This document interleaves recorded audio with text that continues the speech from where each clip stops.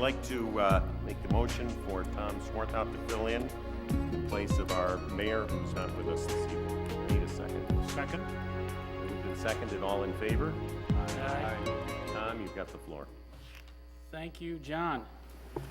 I want to welcome everyone to City Council meeting for January 7th, 2008. Happy New Year. A happy, healthy New Year from all of us to those in the audience and at home. And welcome those college football fans. You're looking for Channel 12. This is Channel 17. I'd like to call to order the honor roll, please. Beth. Mayor Rummel is absent. Acting Mayor Swarthout. Here. Alderman Grumhouse. Here. Alderman Widman's also absent. Alderman Elliott. Here. Alderman Morsch. Here. Alderman Hanrahan. Here. Alderman Luby. Here. Alderman Haddad. Here. We have 7 present, 2 absent. Mr. Mayor, we have a quorum. Thank you. Can I ask you all to join us for the Pledge of Allegiance?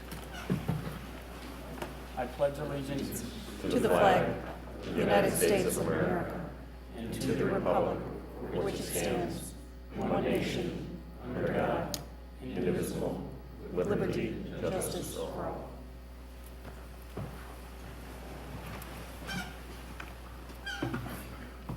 First item on the agenda is reports to city officers. My comments have been made, so I will turn it over to Bob, but first I have a resolution of sympathy for a very good friend of the city of Lake Forest, Susan Dart McCutcheon. And I'll read the resolution for the record and then ask for a motion. Whereas Susan Dart McCutcheon was a highly and respected resident of Lake Forest for over 40 years. And whereas Susan Dart McCutcheon shared her wisdom and wit by writing books of the history and architecture of Lake Forest, as well as a column in the local newspaper about happenings in Lake Forest. And whereas she was married to John T. McCutcheon, Jr., grandson of renowned architect Howard Van Doren Shaw, and created a greater awareness of the Shaw family, contributions to the community through her writings, and donations to museums. And whereas the passing of Susan Dart McCutcheon on December 10th, 2007 has taken from the community a friend and person of intellect and creativity, now therefore it be resolved that the City Council of the City of Lake Forest in session on January 7th, 2008 does hereby express its deep regret and sincere sympathy to the members of the family of Susan Dart McCutcheon. Be it further resolved that this resolution be spread upon the minutes of the City Council, and a copy hereof duly signed by the mayor be present to the family of Susan Dart McCutcheon. I'd ask for a motion. So moved. Second. All in favor? Aye. Thank you very much. Truly great lady of the city of Lake Forest. After that, I'd ask for comments by Bob Kiley, city manager. No report this evening, Mr. Mayor. A real football fan. Council committee reports. I'd like to make a report on behalf of the Housing Trust. On December 7th, the Housing Trust held a workforce housing initiative at Lake Forest College. The participants included Metropolitan Planning Council, Charter One Bank, as well as local employers and members of city staff. It was extremely informative and well received by the employers who attended. In furtherance of those discussions, on Wednesday, January 8th, the Housing Trust will be participating in a meeting with the Conway Park Office Association to have further discussions with the employers at Conway to discuss this very exciting and important issue that is before the city. The Housing Trust is currently evaluating various ownership structures for us to consider in connection with Barrow Woods. We will continue to keep you updated. Thank you, Debbie. Any other reports? Yes. Alderman Go ahead, Luby because first. I have one coming. I have the Go ahead. next. Okay. The PCA committee is met, and we are sending forward here. You'll have a report coming up immediately from DeShay over the approval of the Metropolitan Alliance of Police contract between the city and the Lake Forest police officers. And we unanimously have recommended this contract to be accepted by the council. Thank you. I'd ask for Tom's comment. I just wanted to make an announcement that we are having a meeting next Tuesday, January 15th, of the Laurel Avenue Redevelopment Committee. That will be the third meeting of the committee to address the issues associated with the city's actual sale of the Laurel Western Avenue property, which currently houses our municipal services facility. The purpose of this meeting will be to review the input that we received from the public at our last meeting and make steps forward, and we encourage people to certainly participate if they're interested. Thank you. I do not know where it's being held yet.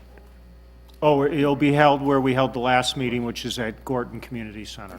So, thank you very much. Any other comment from city council members or any committee reports? If not, I'd ask the report for the PCA committee. Deshay, thank you, and welcome. Thank you, members of the City Council. I am delighted to finally be able to bring this forward to you this evening. After 8 months of negotiations, a session of mediation, an all-day session of mediation, we have finally reached an agreement with our police officers, and they have ratified the contract, and hopefully you will also ratify it this evening. I had previously submitted to you the monetary items or the fiduciary items that were agreed to in the contract. The first being holiday compensation. Rather than us paying time and a half or some other means when someone works on a holiday, we just did give a flat holiday bonus for that.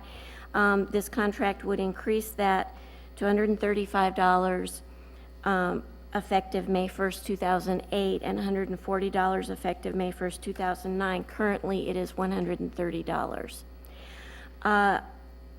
Then longevity, which longevity and pay were the final items that were outstanding when we, or the main final items that were outstanding when we went to mediation. If you'll recall, under our longevity policy at beginning at 5 years, employees receive just a one-time bonus, longevity bonus in December, and it's a dollar amount based on years of service. Under this agreement, the 20-year level would increase on May 1 of '08 to $55, and on May 1, to $50 May 1 '08, $55 May 1 of '09. It is currently $45. The other levels would all remain the same. There's a slight increase in field training officer pay. This is an extra duty assignment for when we have new officers on. It would increase from $950 a year to $1,000 a year. We currently have 3 FTOs. It depends on how many we have, depends on how many new officers we have who need training. The police officers have opted to opt out of the retiree health savings plan, which you had approved as a mandatory program for other employees at 1% of salary just a couple of months ago. They decided they did not want to participate in that, so they have opted out. And then probably the largest item is the wage schedule. May 1 of '07, going back to May 1 when their last contract expired, retroactively we would grant a 4.5% increase. Last year, you folks had approved an additional 0.5% for me to adjust some positions that I felt needed it. This is actually what I had budgeted for this position at that time. May 1, 2008, we've done something a little different. We've done variable step increases depending on where they are in the pay plan. The overall impact of that is about a 3.5% cost to the city. May 1 of '09, we've negotiated a 3% increase with an additional 1% halfway through the year on November 1st. The overall impact for the year of that increase would be 3.75%. And then finally, this is a 3-year agreement which would terminate in 2010, April 30th of 2010. I would be happy to answer any other questions. As noted earlier, the PCA committee did review this matter earlier and recommended approval. I have Go a ahead. couple questions. Go ahead, David. Shay, the second step up in '09, what was the logic behind that, or how did that get agreed to? It seems sort of. It took us about 3 to 4 hours in our mediation session. The chief and I really struggled with this whole concept. It was something that actually was requested by the officers. And when we looked at the numbers, that's what we ultimately determined would be the best thing. We were actually working with total numbers, actual salaries that we had for the officers. So we knew exactly where we would stand and what the impact would be. And based on what they wanted to accomplish, and our counsel advised us he really felt that this would be a legitimate way to get where we all needed to go. So And is 3 years what our typical contract has been? they have been, yes. We initially were requesting a 4-year contract. Didn't quite get there, but Thank you. Shay, I just have a general question. When it came to the field training, the $1,000, is there a certain amount of required time that they train? Is that $1,000 when you say it's for the year? It's- Is it 6 months that they're training out of the year and they get the $1,000? no, they may not even get the full 1,000. It Okay, so it's converts prorate. to an hourly Okay, stipend that they get while they're performing those duties. thank you. And it also brings that in line with another additional duty pay item that we have, which is an officer in charge pay. That has been $1,000 and it remains at $1,000 in the new contract, so we just kind of brought it up level. Thank you. Any other questions? If not, I'd ask for a motion to approve. Motion to approve the contract with the police. Second. This is a voice vote. All in favor? Roll It's a call. roll call. Money. It's roll call. What, Beth? Acting Mayor Swarthout. Aye. Alderman Grumhouse. Aye. Alderman Elliott. Aye. Alderman Morsch. Aye. Alderman Hanrahan. Aye. Alderman Luby. Aye. Alderman Haddad. Aye. 7 yeas, no nays, the motion carries. Thank very you all much. very much, and on behalf of the officers, I thank you. Congratulations. Thank you very much. This is the time when the public has an opportunity to address the city council on non-agenda items. If anyone would like to speak on non-agenda items, this is your opportunity. Yes, sir. Paul Hammond, Hammann, 511 Beverly, Lake Forest, 2nd Ward. Tonight, I would like to address the City Council regarding the November 16th, 2007 letter from the City of Lake Forest to many Lake Forest residents. The main issue in the letter concerned the fact that Lake Forest residents are now required to maintain high-voltage community poles. There are multiple residents here tonight regarding the Commonwealth Edison issue. From 1957 to 1997, or 40 years, Commonwealth Edison maintained high-voltage community lines and poles and established a precedence. The problem tonight stems from the fact that when Commonwealth Edison calls in crews from Texas, because there are no local crews, then how is the homeowner to find a local high-voltage line crew? Does the homeowner have to call a contractor from California to complete a 10-minute splice? I was before the City Council 2 years ago stating that Aldridge Electric indicated that Commonwealth Edison refused to release their crews to perform emergency residential work. Commonwealth Edison reserves local contractors during the storms, plus after the storm, to catch up on normal work missed during the storm. There was no indication in the Lake Forest City letter or the Commonwealth Edison letter that Commonwealth Edison would release Aldridge Electric crews for emergency residential work when Commonwealth Edison calls in crews from Texas.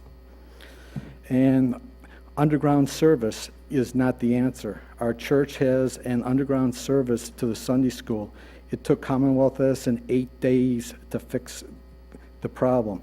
In the winter, jackhammers are needed to reach the underground faults.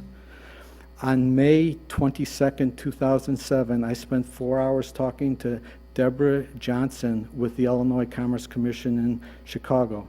She recommended that I have the mayor, Michael Rummel, send a letter to the Illinois Commerce Commission stating the problem that multiple residents are having with Commonwealth Edison and with the solution. On November 28th, 2007, I received a letter from the city of Lake Forest stating that the mayor would not sign the letter to the Illinois Commerce Commission. The residents here tonight are asking you to reconsider and please sign the letter prepared by me to the Illinois Commerce Commission. Well, I'm just the acting mayor. So I can't sign it for you. But Bob, why don't you give us a little background on this? It appears as though Mr. Hammond makes a very good point, but I think we need to get some clarification for those in the audience and those at home what the issue is and why it continues to be an issue on some of the residents within the city. Certainly. As Mr. Hammond pointed out, he was before you a couple of years ago, and during that period of time, we've been trying to work with representatives of Commonwealth Edison and even having some conversations with representatives of the ICC regarding this issue. It does affect 35 residents representing about 55 utility poles in the city of Lake Forest. For whatever reason, this is a unique situation to the city of Lake Forest, so this is not a widespread issue throughout the state of Illinois. And Commonwealth Edison's position is pretty much that we have to identify where our responsibility starts and where it ends, and where it ends in this situation is out at the pole rather than at the house, as most residents would experience. As he indicated in November, we sent a letter to the residents, I think primarily to notify them, since most residents weren't even aware of the fact that they had a private pole rather than a ComEd-owned pole, and to just let them know what the situation was, what they would have to do. And there is an option, but we're still waiting from Commonwealth Edison on what that cost would be to go from overhead to underground. Commonwealth Edison said that would be the only way that they would accept responsibility at this point in time. We don't know what that cost is, but hopefully we will get that. One of the reasons, and I think the council might be aware of this, that we're sort of in a state of holding right now is because there has been a change and Shaw is no longer the city's representative, and they've now assigned a new individual, and we're trying to get a meeting set up with that new individual. The only other option that we have there, quite frankly, is to engage the ICC or to take a legislative approach with the ICC and to get them to force or to mandate that Commonwealth Edison take on responsibility for these poles.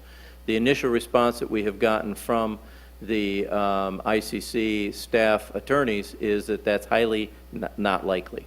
But we are pursuing that a little further. We will continue to pursue it to see if there is a good chance that we can do that.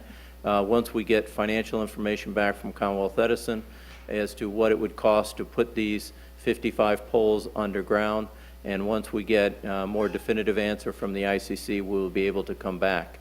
I think the concern, and I would ask maybe Mr. Pesha if he was here, the letter that Mr. Hammond was referring to wasn't so much asking the mayor to do this. I think it was delegating the city's responsibility and making Mr. Hammond the city's representative in the eyes of the ICC, and I don't believe that was very acceptable in the eyes of the city of Lake Forest. I said that he could remove that one sentence. It was a 2-sentence letter. The one stated the problem and one the solution. I have no problem as far as, I don't want to spend my time doing it, but I volunteered it. If you don't want my help, I have no problem with that. My comment is, people in Barrington have this problem. Oak Brook has this problem. Anytime you have a pole more than 135 feet in your property, Commonwealth Edison is aware of it.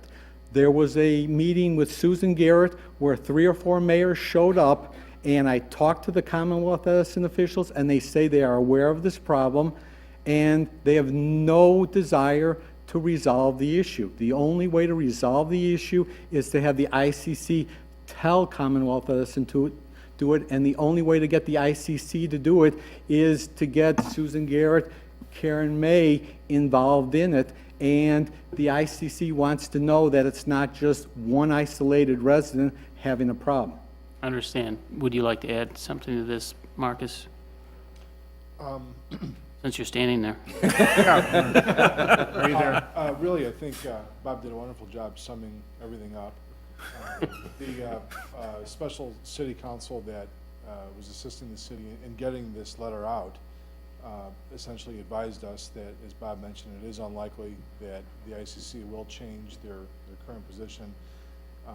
Certainly, they're looking at, our attorney rather is working with their attorney to see if there's the possibility of introducing some legislation to change it. But the solution right now that was communicated to the residents would be to have their private lines buried at such time ComEd would then take responsibility and ownership of the infrastructure once they're put underground. Short of burying the lines, ComEd did provide the names of, I think, 3 high voltage companies that would come out, but they also did admit in their correspondence that during high peak times, during heavy storm times, that these companies are going to be busy, and recommended that routine maintenance be done, tree trimming of the like, to help mitigate some of the issues before a storm should come in. Mr. Hammond, we're not unsympathetic to your problem, no question about it, but I don't think this is the forum to kind of wordsmith your letter. I think that we can certainly address that problem, and maybe continue to, knock on the door of the ICC and have our state reps to be able to help you out in any way. But I understand there are private poles, and I know going to the underground route is going to be a significant cost to the homeowner. If there's any question about that, I know firsthand what it costs to bury poles. So I appreciate that. If our church didn't have to wait 8 days, I'd say, no problem, put it underground. But if we have to wait 8 days for Commonwealth Edison, then what's the point to say, oh, well, put it underground and wait 8 days? Understand. All right. Thank you very much. Thank you for your comments. Any other comments?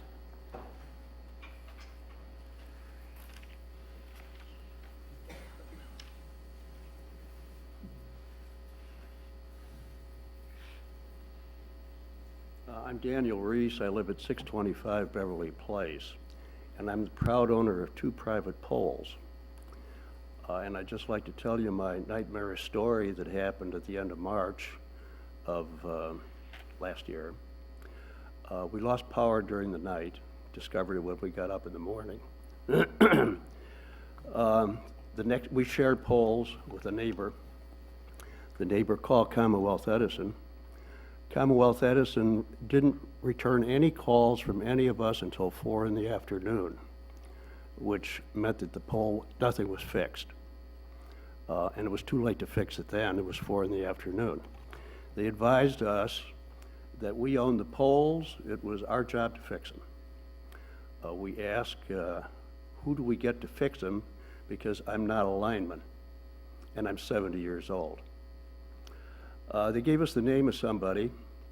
The next day that person came out, looked at the situation and said, we can't fix that because that's high voltage. We're not licensed to do that. I said, do you have a name of anybody else? They said, yes, Aldridge Electric. We called Aldridge Electric, which is one of the names on Commonwealth's list here. They advised us that they had no emergency crews to fix the poles. I said, who would you recommend? Would you recommend anybody? And they gave us the name of MJ Electric, whose phone number is in Iron Mountain, Michigan. Okay. We called. They returned the call. Fortunately, they have a unit in St. Charles. We were also tremendously helped by the city of Lake Forest. In fact, Mr. Pescia, I think my neighbor was the fellow who talked to you. He left a voicemail, and you got the fire department on the project. But for the fire department, nobody would have fixed it because the tree was 1 foot in diameter. It was on the lines, and the electric companies don't remove those, as I understand. You got to get those removed yourself. Fortunately, the assistant fire chief got the city forestry crew in with chainsaws. removed the trees, so when the guy came from St. Charles, it took him about 5 minutes to fix the line, and then it took Commonwealth Edison 4 hours to come back and turn the switch on. And that was also thanks to Mr. Issel, the assistant fire chief. It was through his calls, and I understand he has a direct line to Commonwealth Edison because he is in the fire department, that we got anything done at all. Now, is that the way citizens are supposed to handle their own power problems? I thought we bought our power from Commonwealth Edison, and we're certainly paying dearly for it. We're paying more for it this year than last year. And I think it would be kind of nice if they would service us at least up to where the low voltage starts, which we do understand is our responsibility. Because for the citizens of Lake Forest to go out and find qualified high voltage power companies, and there are only a few around, I think it's too burdensome on the citizens. And I do wish to close my statements, by thanking again the city of Lake Forest for helping us get out of the jam. Thank you for your comments. We're going to try to get this solved. And by the way, do all these residents back up to what was the abandoned Western Avenue right away? Majority of them. There's a few outside, but that's Any other comments? If not, I'd go. Oh, in the back. Yes, ma'am.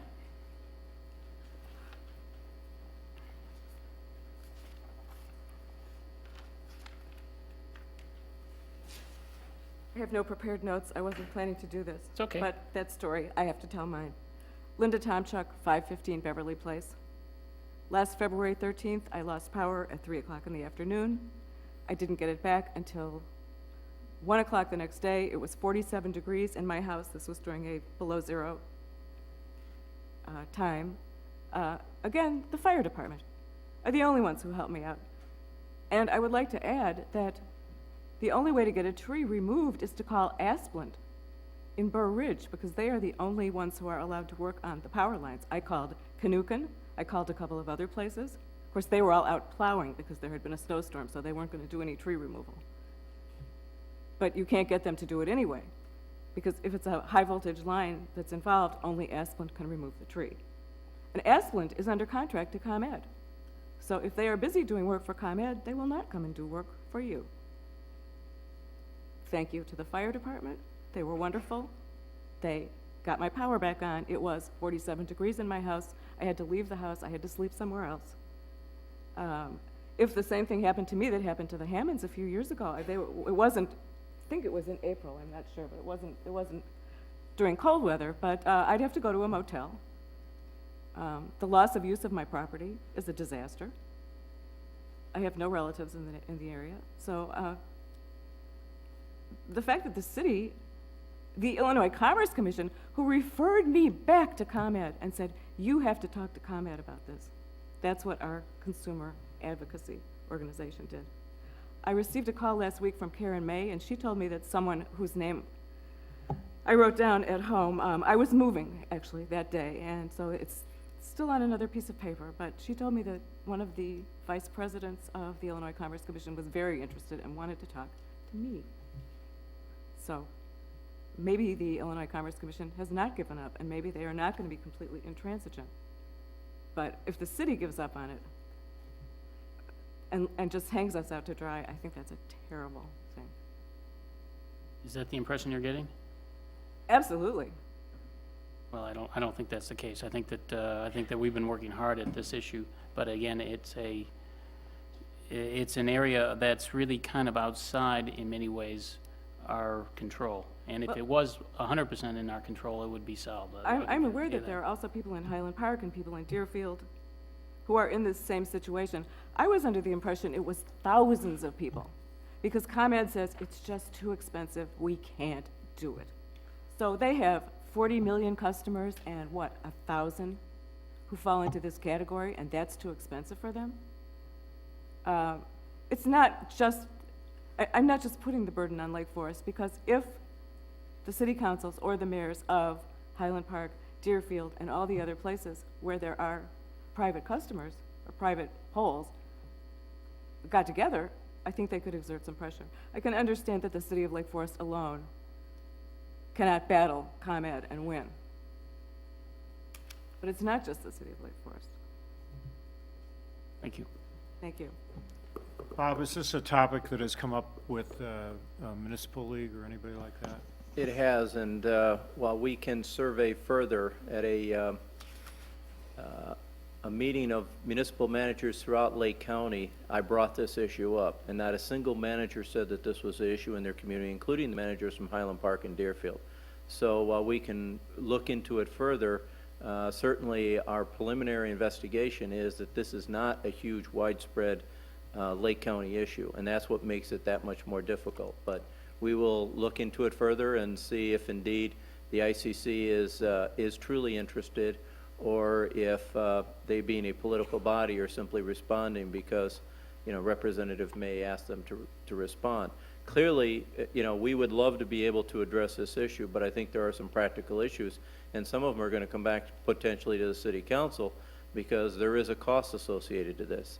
And somebody's going to pay for either A, taking them over, or B, upgrading them. And so the question is, who is that responsible party that's going to bear the cost of those improvements, whatever they are? And I think that's why Commonwealth Edison is saying, we don't want to deal with that because, as you know, they're cutting costs to begin with, and it's difficult to even get them to maintain their lines that they are responsible for. And the ICC has not been a strong advocate, as the woman indicated as well. But, ComEd gets paid on their investment in plant and equipment, so it shouldn't matter to them whether they take care of these or not take care of these. They're getting a return on the capital that they spend. It feels like to me that they're acting badly here and trying to, put it over on the residents because they don't want the extra cost. And I think we do have to be supportive of the residents because, if I was one of those 35, I wouldn't be real happy about it. And I know we are trying to do stuff, and it sounds like the fire department and others have done a lot, but, I think we need to do what we can to keep the pressure on ComEd and be supportive of the ICC. And I don't know if anyone's talked to CUB, Citizens Utility Board, but they might get themselves worked up about this and be helpful. Okay. No, I don't think we have spoken to CUB about this. We'll see what potentially they can bring to the table and go from there. I would love to know from our engineering staff, what would have occurred if, in fact, Western Avenue was put in. How would those poles been treated? Because it appears the problem is the poles are probably located at a certain distance from the back of the property line. Right. And are in conformance to ComEd standards. And then they extend over the right-of-way, which was Western Avenue. And because of that, it's an issue. If Western Avenue had been put through at some point, would this issue have been resolved at that point? It's a good And I question. think I have a lot of sympathy for the homeowners. I'm on a ravine. I have these issues that develop all the time. But we can't lose sight that these homeowners also did pick up a fair amount of property at no cost to them. Right. And it's come with a burden, no question about it. Right. But anyway, I would like to move on to our consent agenda, because I need to move this meeting along. The consent agenda involves 3 different items. Approval of the minutes of December 3, 2007, authorization of invoices and payrolls, and authorizations of treasurer's warrants to meet expenses of January 08. Any comments on approval of the minutes?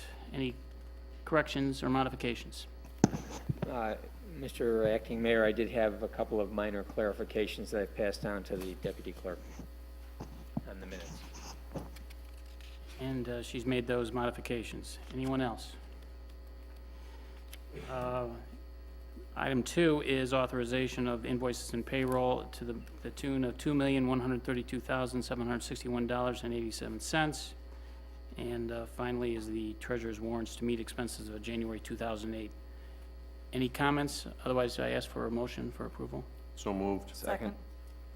I think I need a roll call on that. Acting Mayor Swarthout, Aye. Alderman Grumhouse. Aye. Alderman Elliott, Aye. Alderman Morsch, Aye. Alderman Hanrahan. Aye. Alderman Luby. Aye. Alderman Haddad. Aye. 7 yeas, no nays, the motion carries. Thank you. I'd like to move on to ordinances. First item for the ordinances is a consideration of a final approval of a plat of subdivision for landmark preservation or landmark plan preservation re-subdivision and approval of the special use permit. Final approval, Mr. Peter Coutant. Peter? Thank you, Acting Mayor Swarthout. This is a two-lot subdivision, land preservation subdivision. The request was before the City Council at your November meeting, and the council granted first reading of the subdivision ordinance. You also asked that we explore conditions of approval that would ensure that restoration of the historic home that's on this property takes place consistent with the representations that were made during the public hearing process. Since then, city staff has consulted with the city attorney and proposed conditions that are consistent with that direction. They're included in the ordinance on page 16. Also, since the November meeting, the Historic Preservation Commission has reviewed and granted final approval of the restoration plan, and the petitioner has also submitted building permit plans for the restoration work. Those are in the Community Development Department and are going through the review process at this time. So the staff recommendation is to grant final approval of both the subdivision plat and to grant final approval of the special use permit authorizing the subdivision within the historic residential open space preservation district. Be happy to answer any questions. Any questions on this item? No, I think based on our intention, the reading of the ordinance as it was drafted meets our concerns at the last meeting, so would it certainly agree. does mine. Yes. Well done. Motion to approve? Second. Need a roll call, please. Acting Mayor Swarthout. Aye. Alderman Grumhouse. Aye. Alderman Elliott. Aye. Alderman Morsch. Aye. Alderman Hanrahan. Aye. Alderman Luby. Aye. Alderman Haddad. Aye. 7 yeas, no nays, and motion carries. Thank you very much. Congratulations. Next item is consideration of report and recommendation from Plan Commission in support of a special use permit authorizing the expansion of Lake Forest Place, a continuing care senior community in the R4 district, and approval of the associated plat of pre-subdivision. First reading, and if desired, final approval by the City Council. Kathy Cerniak, you're up. Thanks, Kathy. Thank you, Acting Mayor Swarthout, members of the council. This is a recommendation, a unanimous recommendation to you from the Plan Commission. It is a recommendation for approval of a special use permit, which would authorize the expansion of Lake Forest Place onto property that is currently zoned R4. Also a recommendation for tentative and final approval of a re-subdivision plat. This project has been worked over very thoroughly. In fact, I think Alderman Hanrahan, you were still on the Plan Commission. I don't know that anyone else was. Alderman I think Morshan? Debbie and So, Alderman know Haddad where and I this- you know where were this there for the started. first meeting, or one of them, one of the early. you know where this started. When the Plan Commission first saw this proposal, they had some significant concerns. They also heard a lot of testimony from neighbors on Gage Lane who were concerned about preservation of their neighborhood. They also heard considerable amount of testimony in support of this project from residents both of existing Lake Forest Place and residents of Lake Forest, Lake Bluff, and elsewhere who were interested in moving into this, into the expanded units. Just to make sure everyone's with us, existing Lake Forest Place is located to the north of Westmoreland Road on the east side of Waukegan Road. The expansion area is directly to the north of Lake Forest Place onto 5 lots that have been acquired over a number of years by Presbyterian Homes located on the south side of Gage Lane. This is about 9 acres of property. The key elements of this proposed development is that 32 new duplex cottages would be added. These would be virtually identical to the cottages that exist already on the Lake Forest Place campus. These are the independent living units. Throughout the discussion, in response to concerns of the Gage Lane neighbors, the final plan proposes a significant landscape buffer to ensure that the existing single-family neighborhood is preserved, and yet the buffer is not to the extent of creating a wall, recognizing that both the new cottages and the existing neighborhood are all residential uses. The proposed plan enhances the Gage Lane streetscape, again in a residential nature, but really will be in addition to the current streetscape along Gage Lane. The plan provides for gated emergency-only access from Gage Lane. Access into this area was a major concern, but again, preserving the Gage Lane neighborhood was as important to the Plan Commission. The plan proposes enhanced resident garden and path for Lake Forest Place residents. Also will provide the opportunity after construction for Gage Lane residents to also walk on that path and continue to walk through the Lake Forest Place campus to get to Westmoreland Road. And finally, another key element was parking and circulation improvements over the whole campus. You heard earlier that the expected number of ambulance calls to the existing Lake Forest Place was higher than originally anticipated. Also, what wasn't anticipated is that people brought more cars and perhaps had more service vehicles as they came to Lake Forest Place. The streets in Lake Forest Place are a bit curvy, so as part of this plan, the petitioners, Presbyterian Homes, have agreed to make some improvements to the existing campus, which will significantly improve the circulation patterns and parking arrangements on that property.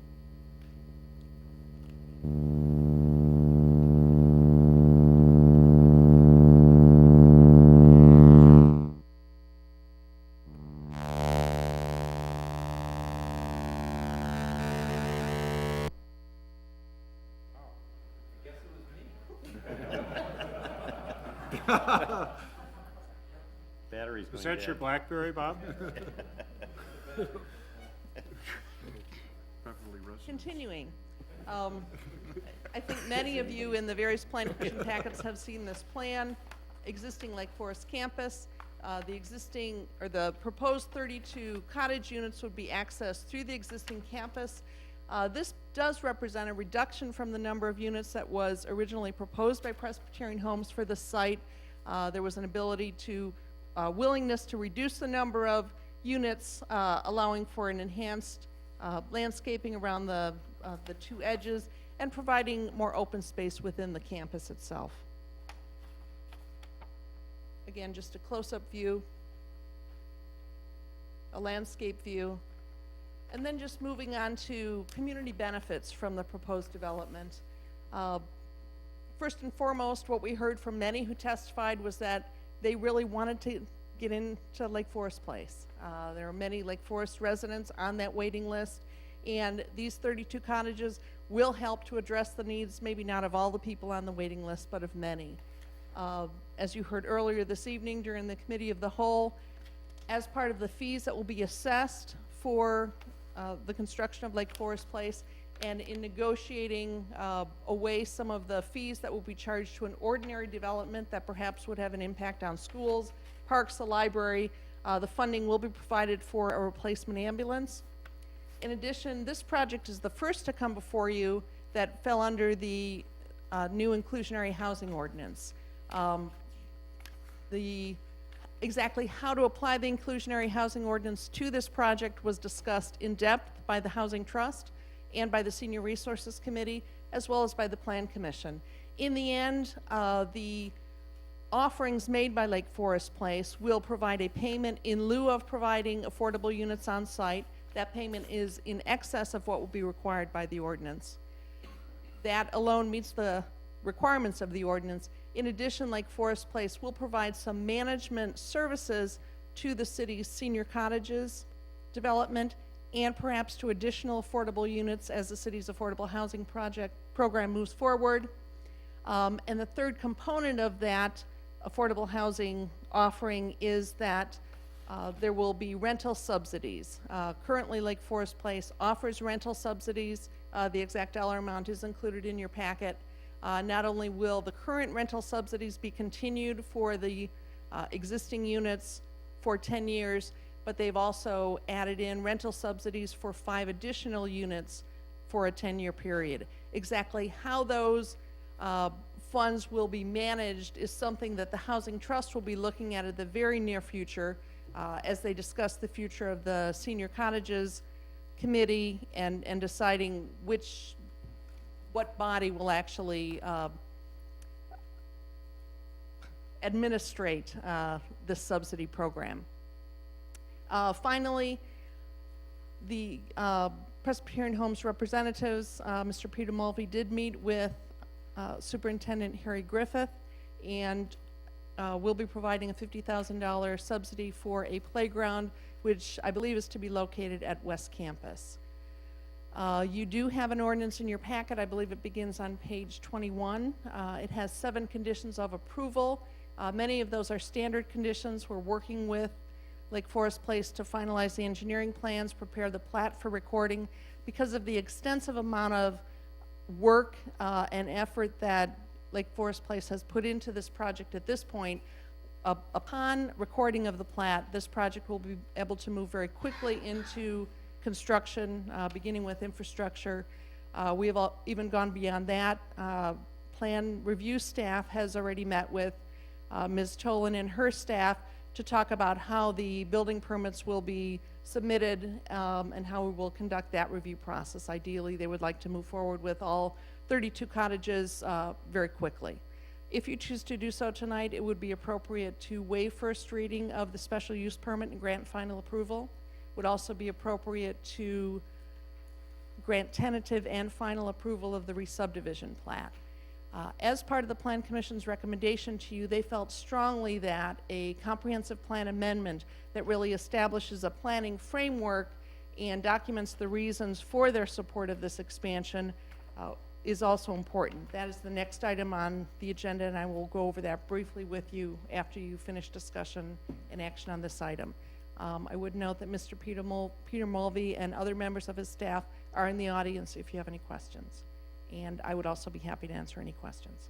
Kathy, I have a question. The funding for the replacement ambulance, and maybe to a lesser extent the funding for school playground, is that funding in lieu of fees that would otherwise be paid to the city, dollar for dollar, or is there some other I will set the school aside. The school Right, 'cause I know impact that's a fees separate- are really something that are negotiated with District 67 Right. and District 115 directly. But with respect to our other fees, yes, the ambulance is in lieu of some other fees. You will note in your packet there is a fee schedule. The library fee is waived. Police and fire were waived, obviously in exchange for the ambulance. However, in total, over a 10-year period, what we will be receiving, what the city will be receiving from Lake Forest Place is approximately $1 million in excess of what the required impact fees would be. So, although some fees were waived line by line, But the funding is $250,000. Did we give up $250,000 in fees for that funding? I have the numbers here if you'll just bear with me.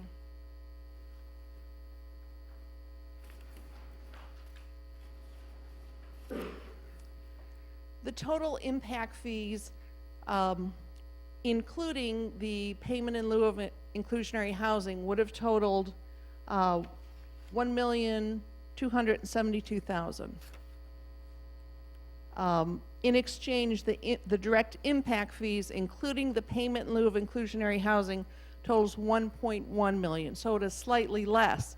But the difference is that the 2 rental subsidies, both for the existing units and the new rental subsidies, will total $950,000. So in reality, the total revenue that the city will get over a 10-year period will exceed what our standard impact fees would have been by about $1 million. But it could have been $1,250,000 if we hadn't taken funding for the city ambulance. I guess I'm still confused by your We'd answer. still have to buy the city ambulance, so we'd still be paying. Well, I'll hold that aside for a second. I just want to know what the impact is on fees. As opposed to the total $2 million approximately Yeah. that the city will receive as a result of this project, we could have, you're correct, we could have We could have obtained $250,000 more in impact fees had we not chosen to take funding for ambulance. Is that a correct statement? No. No. No. No. And if we just stuck with the straight impact fees, which incidentally we did not do 10 or 12 years ago when the original Lake Forest Place was expanded. Impact fees were waived at that time. There was a payment, but not a payment that replaced an ambulance. If we stuck exactly with what the code requires today, including the inclusionary housing payment, we would have received approximately 1.2 million. Instead, we are receiving approximately 2 million in total. So we are more than making up for the small amounts of fees we waived.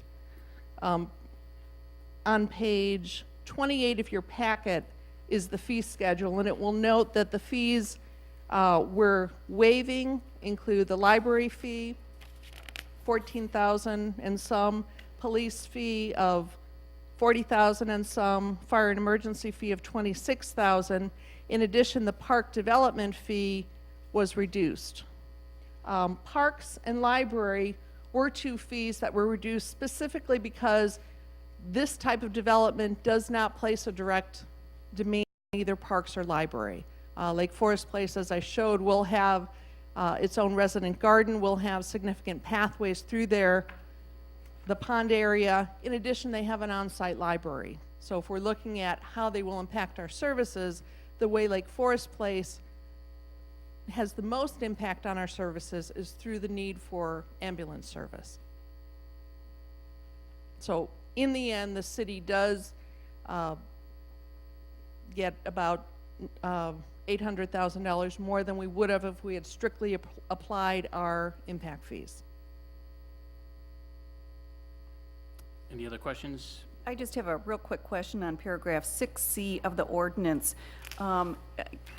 Kathy, it provides that Presbyterian Homes will continue the current community rental subsidy program of $50,000 annually for 10 years from the date of the recording of the plat of re-subdivision. Do we need to add in there the earlier of, I mean, to have some kind of date in there? I would say typically if this was another type of development, given the current market conditions, you know, we might want to insert something. I'm well aware here that there's a great amount, you know, there's great momentum in terms of the process. The rental subsidies are currently being offered, and that will not stop. So it will essentially continue the program from the date of the recording of the plat for 10 years from that date. My only question is that assumes, we're assuming that the recording of the plat is going to take place at some point in the near future. Right away, it has to, as So, soon as we approve it. I expect the recording of the plat will take place in approximately within 60 days. okay, We need to refine, dot some i's and cross some t's on engineering, but we're very close to recording the plat. okay, So I'm comfortable with that great, language. thank you. Kathy, I think I know the answer to this question, but first, from seeing it from the start, I really, hats off to the staff, Presbyterian Homes, the neighbors. I mean, this is just a 180. It's just a tremendous job, and compared to what we saw, you know, the first day. Just to be a little nitpicky, but I think, again, know the answer to this. We've just had, you know, Parks and Rec, and I'm wearing my old Parks and Rec hat now. And seeing that all the fees of maybe $450,000 being waived, it looks like, and reduced to $50,000. Was there any discussion with Harry and the school district? I mean, I know how important West Campus is, but I was part of the ones that we paid that playground for the child care center there. Was there any discussion, because we have community parks that really need work, and we've had people come in here and saying, you know, we need more money for our parks to be upgraded. They're, you know, 20, 30 years old. Was there any discussion with the school district of working with the city on maybe taking that $50,000 and putting it somewhere else in the community? The city had no discussions with the school district. We really let those discussions happen between Mr. Mulvey and Dr. Griffith. And that's the high school, we want to be clear that it's the high school district or It is or the actually grade school. both districts. Both districts together? Impact Okay. fees would be assessed for both But districts. they're only using it However, for West. Okay. They're using it for the high school. that's my understanding, but again, that isn't our purview of how they Right, spend their okay. money. So that was just the information that I received from the school district. We did use that 50,000 as a benchmark. So we did reduce park and rec fees, but we did retain the 50,000 just to really balance it with the school district to assure that we were at least receiving some compensation. The same point, though, does apply to the city impact fees, and this is what I was getting at before. In essence, what we did was to cede control over fee income that we would have otherwise received. And as I look at the impact fees that we would have gotten on page 28 in Exhibit C, we basically gave up about $500,000 worth of impact fees. We made up for it in some other areas, but those were areas that, it seems to me, are of particular interest to the Lake Forest Place. Now, I'm not going to argue against the need for a new ambulance, but this council, in its budgeting process, should decide whether we need an ambulance or something else in the city and set those priorities based on the total fee income that we receive from a variety of different sources. And in this particular case, we've basically said, we'll give up some fee income and allow the payer of that fee income to tell us what to spend that money on. And I think that's the same point that Greg was getting at with respect to the schools, that, and we don't have control over that, but if, you know, if Harry Griffith wants to decide that he wants to give up $50,000 of income and put a playground in, you know, at a particular place, that's fine. But, you know, we have a lot more projects that we need to consider, along with the need for an ambulance. And so I chafe a little bit of the fact that we're giving up the cash and being told what, in essence, we're going to Let me just be spend that clear. money on. We were not told by Presbyterian Homes that they wanted to give us money for an ambulance instead. In fact, very early on at our early meetings, we went to them with the data that showed how many ambulance calls essentially we used up an ambulance responding to calls at Lake Forest Place. So the request for an ambulance came very clearly from city staff. It wasn't something that Presbyterian Homes came to us and said, here's what we want. We want to give you this because we use it. We really looked at the service demands that Lake Forest Place puts on the city, and we tried to make an evaluation. I understand, and that need is there. There's no question about it. It just seems to me that that should have been considered in the overall capital budgeting process that we undertake every year, and not as some sort of one-off deal where, you know, we give up fees and you know, and then decide it can be spent on something that has a particular need. That's my only comment. Kathy, did you do an analysis? I think Peter probably knows some of the answers to this question. Is the percentage of Lake Forest residents that moved into the current cottages, and did anybody factor in potentially the 20-odd units that are being proposed here, the 32 cottages that are being proposed? Of those, how many would come from Lake Forest, and did they factor in a transfer tax within the economics that we're talking about tonight? I am going to ask Mr. Mulvey or someone from his staff if you can speak to that. 84 people.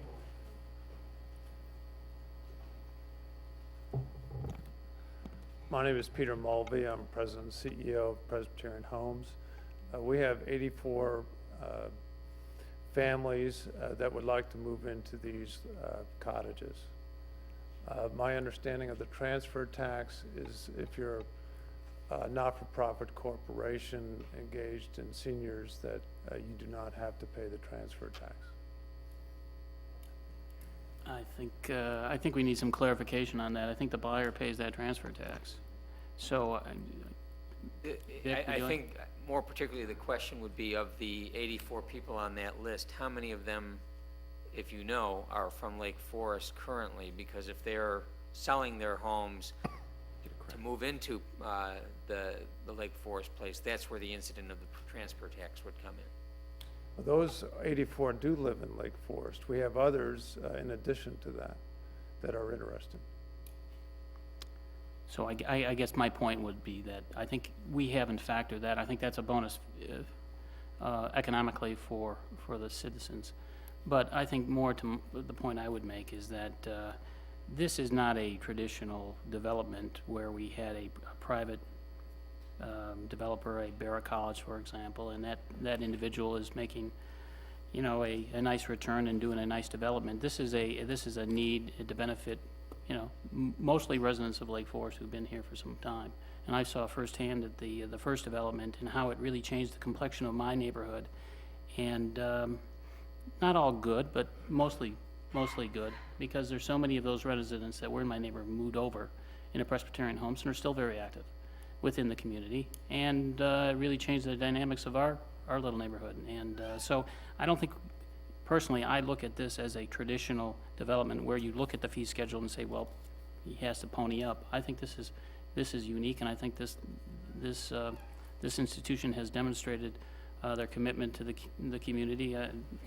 Just in our senior center, I know that the Lake Forest Place still is a big participant financially into that institution. So, you know, I think this is unique and doesn't necessarily have to follow a model that we have had in the past. Any other questions on this ordinance?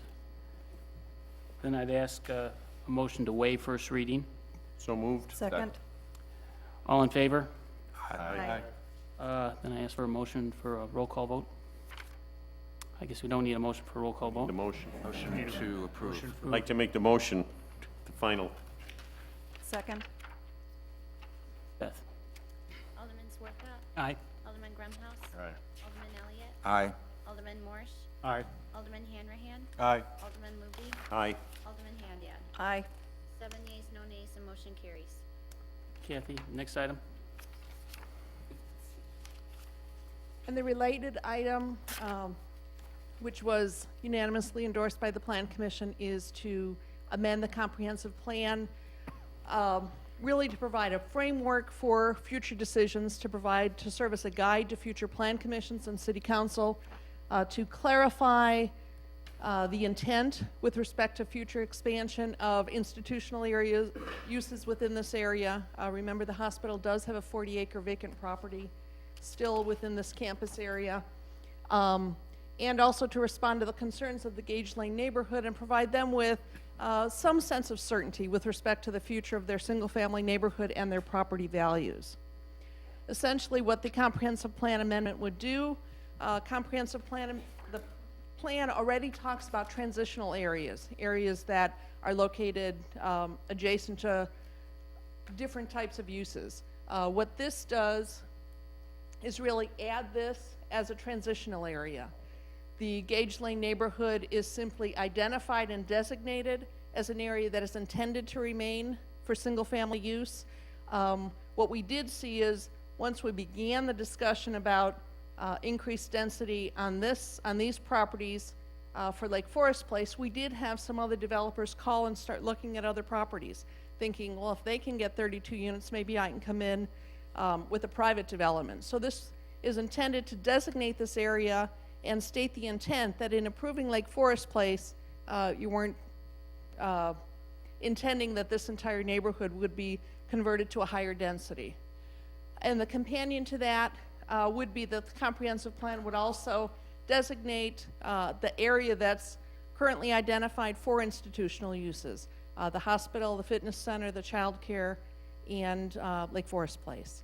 If you choose to do so, it will be appropriate to waive first reading of an ordinance, amending the comprehensive plan, and grant final approval.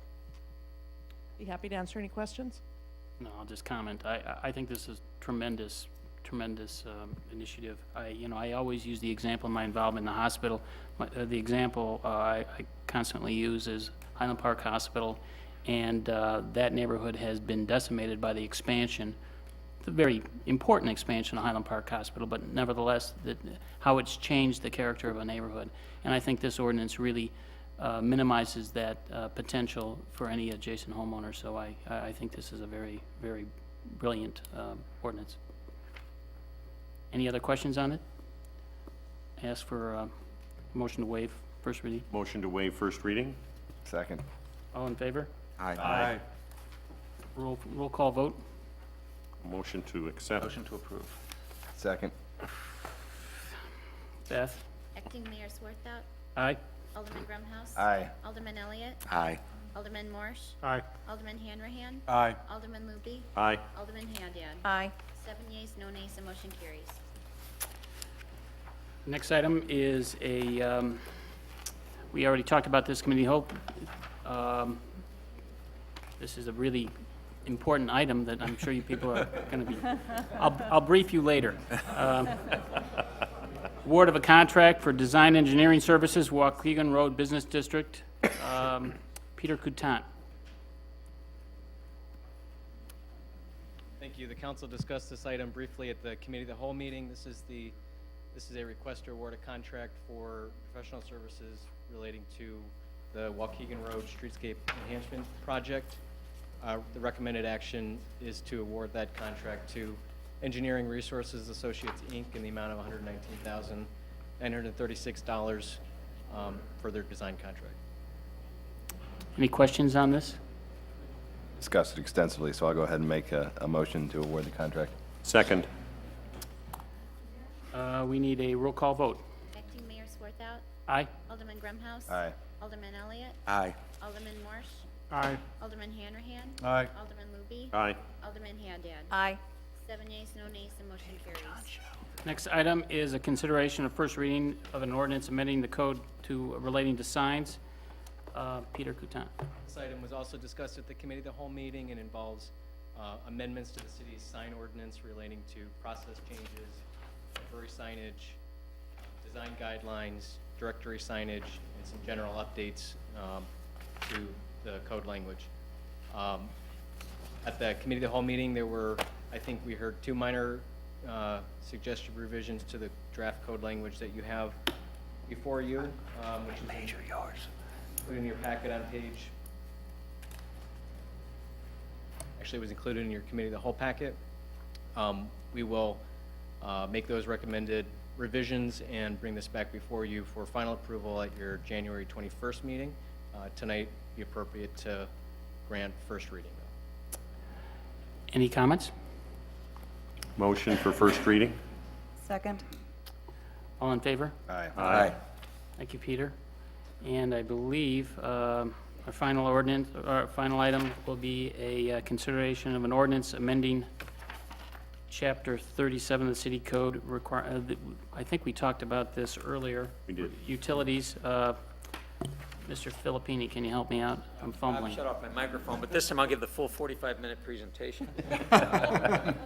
Or not, and again. He's from Michigan, not Ohio State. He's a Big Ten guy. Come on. In any event, based on the presentation before, if there are any questions, I'd be happy to answer them. Otherwise, both first reading and final approval are presented for your consideration. Motion. Which one? Go ahead. Motion to waive first reading. Second. All in favor? Aye. Motion for final approval? Second. Roll call, please.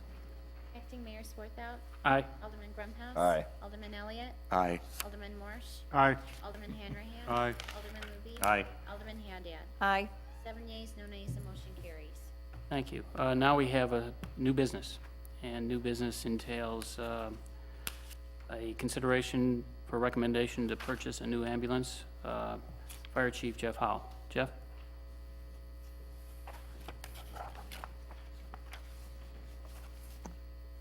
The committee of the whole meeting, we had discussion regarding the waiving the bid process for the purchase of a Horton emergency vehicle, and the staff is requesting for council's approval on that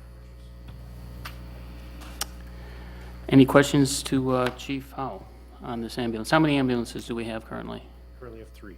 Does it make it a fourth, or will we keep the, That is correct. We will keep the 4th at least for another 2 years because of the construction on Waukegan Road, Route 60, and the tollway, in addition to the increase in calls, just to evaluate the process to really determine if we're going to need more when that ambulance comes due in 2010. Does that mean we hire additional staff in any way, or No, just that's- rotation? No, basically, with the construction on Route 60, that's really created a dilemma for us. The only agency that responds to us to cover our department when all 3 ambulances are out, which happens often, is Countryside Fire Department. In order for them to do that, they come down Route 60, and it's very difficult for them to get here in a timely manner. So what we do is we do a callback, have our off-duty staff come back in, they man that ambulance for that next call. How far away is Countryside Station? Normal drive, On a good 15 day? minutes. 15, yeah. Yeah. Hope it's not my house that comes to. Jeff, just to be clear about this, this has not been considered in the sort of the purview of our normal capital budgeting review, is that correct? Correct. This was done outside of the, that budget review, thank you. I'll just make two quick comments. We did discuss a lot at the Committee of the Whole, the issue of whether or not it was appropriate to waive the bidding process for this. I'm actually troubled by two other things. I'm troubled by the fact that I have not seen the kind of capital budgeting financial analysis that I would like to see for an expenditure of $250,000 by this city. And secondly, I'm troubled by the fact that this large purchase, this transaction is being done outside of the budgeting process. I'm not against the purchase of an ambulance, don't get me wrong, but purchase of an ambulance should be considered among all the needs of this city.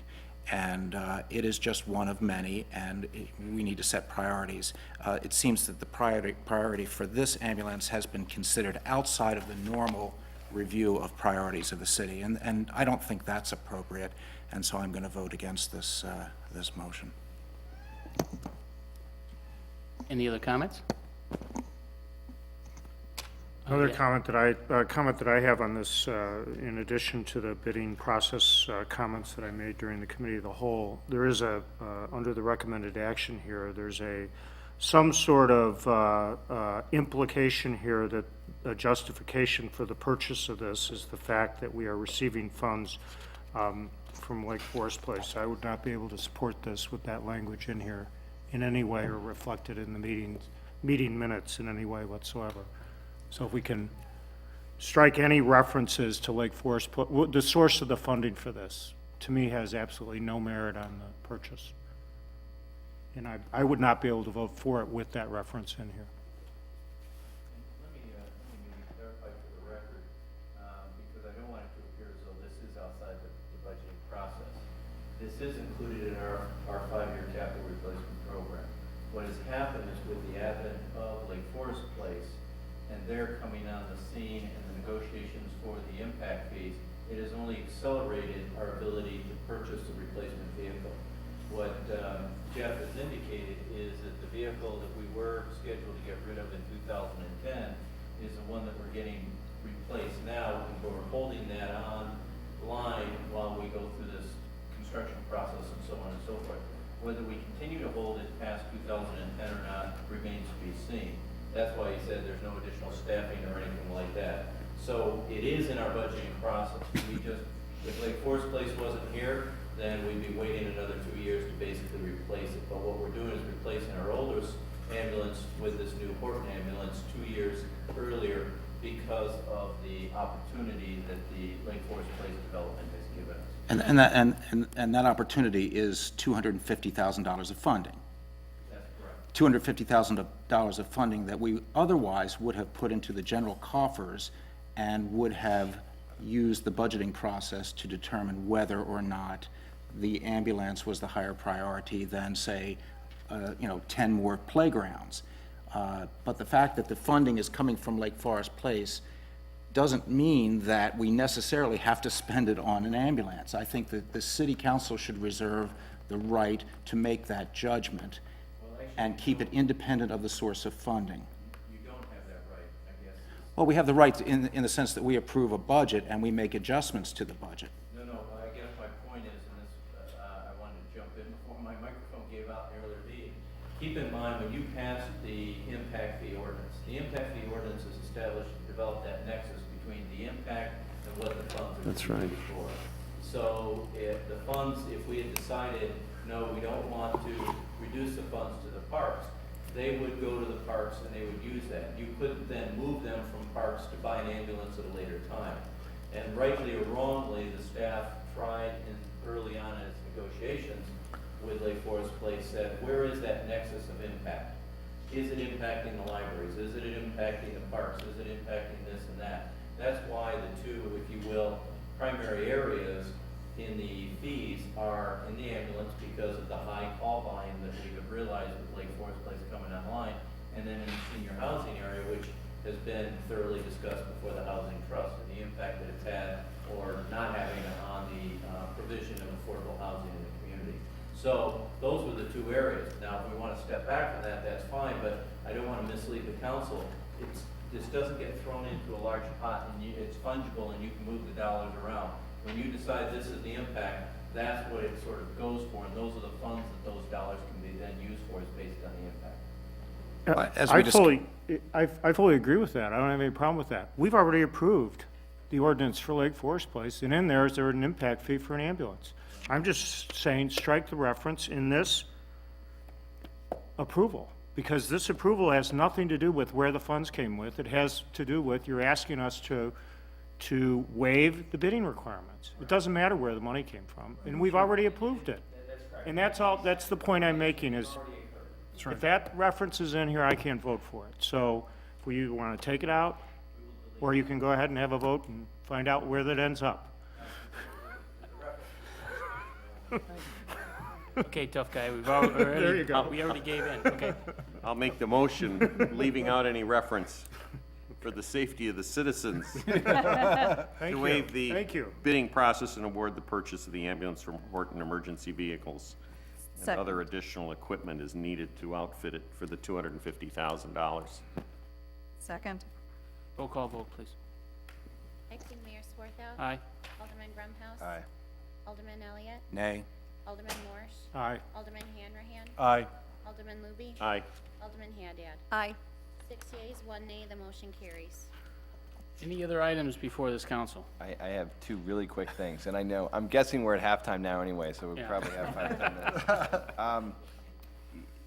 Two issues related to IDOT. One, the construction on 60. I was somehow under the impression that we were gonna have some construction now, and then it was gonna stop till the spring, and then we were gonna go for a while. And that sure doesn't seem to be what's happened. Am I just misinformed? Yes, unfortunately, you are misinformed.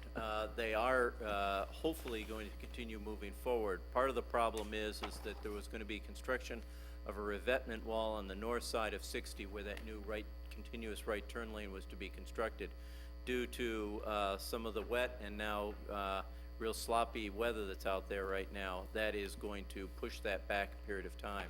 But they are still moving forward with the construction of the expansion of the bridge.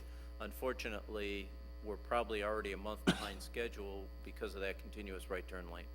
I will say, going over that bridge a couple times, and thankfully I don't have to do it regularly, it is a bad construction project. I mean, it is not real safe. It is horribly marked.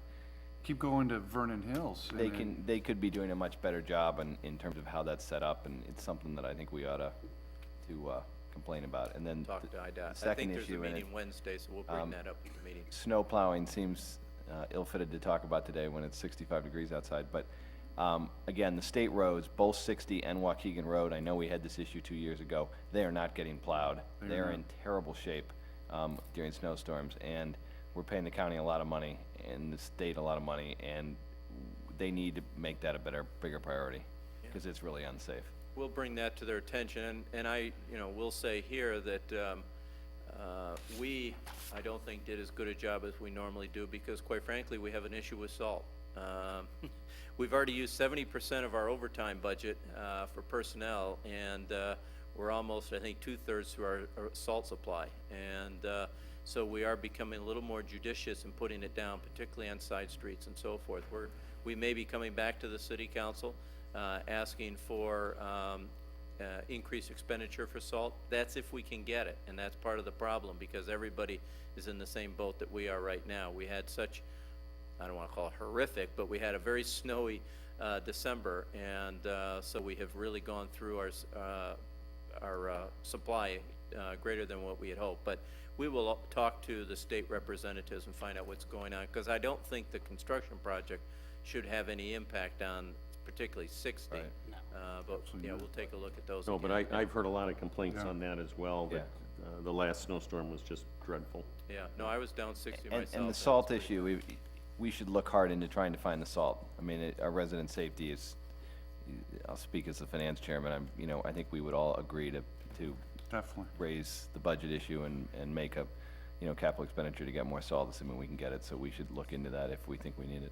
Well, we're having the conversations right now with various suppliers beyond the ones that we have locked in for, I think it was the 1,300 tons that we're set for. Those are not, unusual topics, and what happens is you've got to go find it, you spend more money, and then next year we'll be going, why did we do that? Right. But it's a unpredictable event, and, it is very difficult. The more snow, and when we had the snow on New Year's Eve, it was very difficult Yeah. because it came so quickly. And we are not staffed to handle that. So, Anything else? Motion to adjourn. Second. All in favor? Aye. Aye. Thank you. What time is it? How long are you here for? Why? Why would you be here? Oh, you're teaching.